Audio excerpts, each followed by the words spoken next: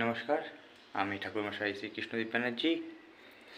আজকে আরও একটি ভগবানের সেবা দিতে, ভগবান নয় ভগবান তুল্য মানুষটির সেবা দিতে এসে গেছি নতুন একটি গন্তব্যে। এই আমার বাবা লোকনাথ। জয় বাবা লোকনাথ।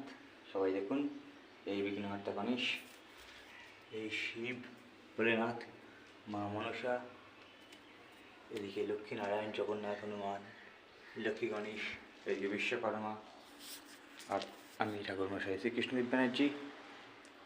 এসেছি এখানে বাবার সেবা দেব বলে, বাবা লোকনাথের সাথে অন্যান্য দেবতাদেরও।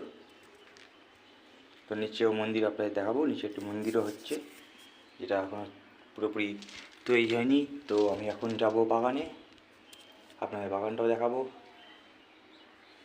এই বাগানে যাব, ফুল বাগান, ফুল তুলে আনবো বাবার জন্য।